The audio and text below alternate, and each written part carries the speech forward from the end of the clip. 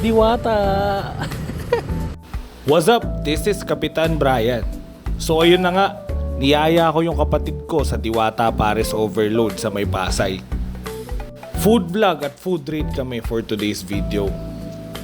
May mga kaibigan tayo na narate na itong Diwata Pares.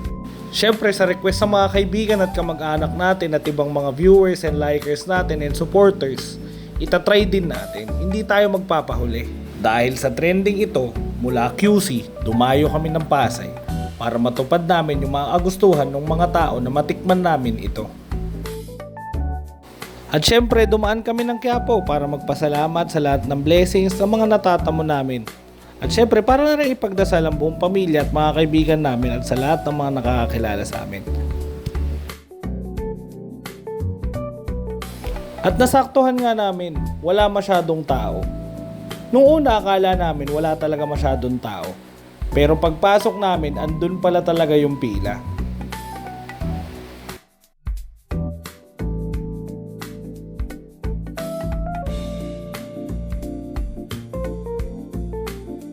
At syempre pila tayo.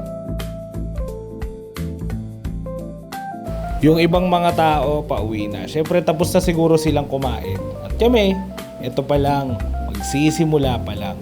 Habang nakapila kami, nag-o-offer na kaagad sila ate ng barbecue at pinapakita kung ano pa yung mga available na binibenta ni Diwata. At saka habang nakapila ka, syempre magbabayad ka na kaagad. At sasabihin mo kung ilan yung order mo at kung ano yung order mo. At in-offera na kaagad kami ng barbecue. Syempre gusto rin namin matikman yung barbecue ni Diwata.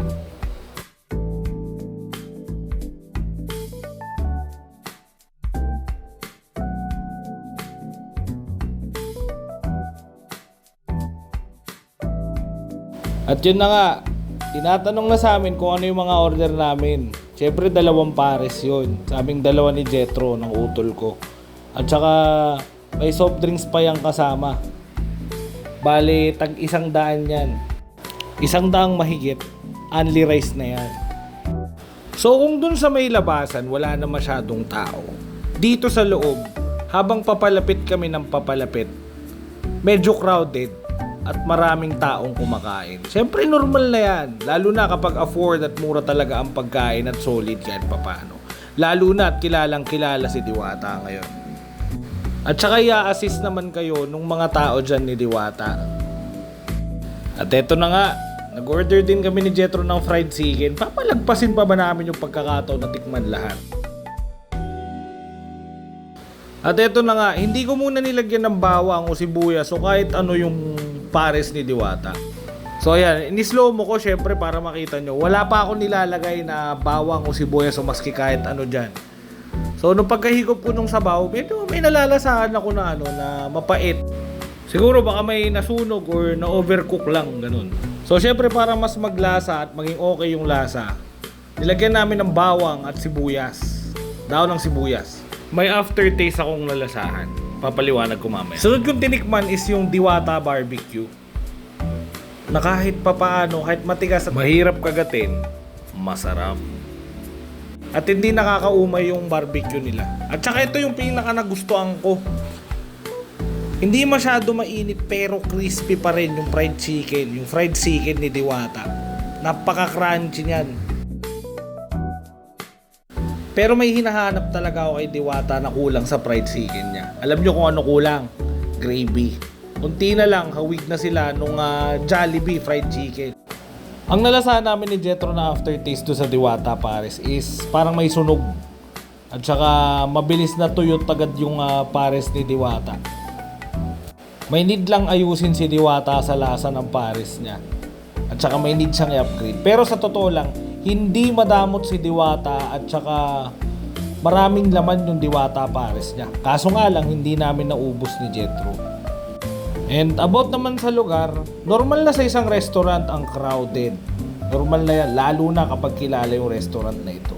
Kaso nga lang, may naamoy kaming hindi magandang amoy. Hindi namin alam kung ano ba yung amoy na yun. Kasi medyo may pagka-amoy bulok na amoy dumi ng aso or hindi ko maintindihan kung ano ba yung amoy na yun. Tsaka napansin ko maraming puno at saka siguro bakanting lote to dati. Siyempre, napwestuhan na ni Diwata. Pag na-upgrade to, mas lalo magiging solid tong lugar na to. Pero kung ako tatanungin nyo kung babalikan tong lugar na to, balikan nyo. Una, affordable. At saka isa pa, kailangan niyang ayusin yung lasa ng Diwata Pares. Kailangan matanggal yung aftertaste na yun. O sadyang ito lang talaga yung naabutan namin that time. Kasi syempre, ang Diwata Pares ang nagpa-trending sa kanya. Yan yung kailangan niyang ayusin. At yan yung naging role model sa kanya.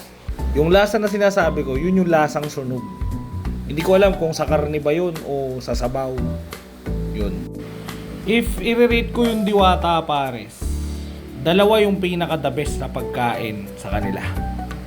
Which is tatlo lang naman yung tinikman namin eh. Fried chicken ang pinakauna, pangalawa yung barbecue. Last yung Diwata Pares. So let's rate Diwata Pares. Una sa lugar muna.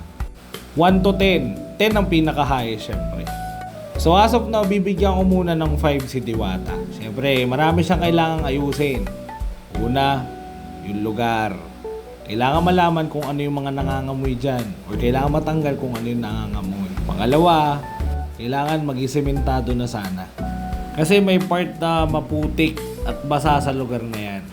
Kaya paano pa kaya pag maulan? Tapos, additional upuan at saka tables. Yun lang. Tsaka additional din na tent. Siyempre para dun sa mga pumipila pa. Kasi minsan kasi hindi natin alam ang weather kung mainit ba o uulan. Yun. Tsaka siyempre para makasilong na din yung mga customers. Kagaya natin. About naman sa pagkain ni Diwata. Sa lahat ng pagkain, yung overall rate ni Diwata para sa akin. As of now, 7. Bakit? Una, affordable. Pero pinaka-ina-expect kasi talaga namin nung pumunta kami dito is matikman ang solid yung Pares. Kaso may konti lang na adjustment at kailangang ayusin si Diwata. Yun ay ang matanggal niya, yung aftertaste na nanggagaling dun sa Pares niya. Yun yung aming food review ni Jetro. At saka syempre bago kami umuwi, napansin namin, lumabas pala si Diwata para bumili ng kanyang kape. Tsaka syempre, samantalin na natin yung pagkakataon. Kapitan Brian and PK Family. PK Family, shout out! Para sa lahat ng mga taong nanonood na itong video na ito or vlog na ito, paalala lang, yun yung mga naabutan namin at yun yung mga natikman or kinain namin sa Diwata Pares. Kung dumating man yung time na mapanood to ni Diwata, yung mga binanggit ko dun is yun yung mga pangangailangan niya or kailangan niya para mas lalong mapabuti yung negosyo niya. Huwag po sana natin siyang i-bash, bagkus suportahan. At saka sa lahat po ng nag-request ng video na ito para matikman ang Diwata Pares Overload, maraming salamat po sa suporta ninyo. So this is Kapitan Brian. Ciao! God bless. I love you all.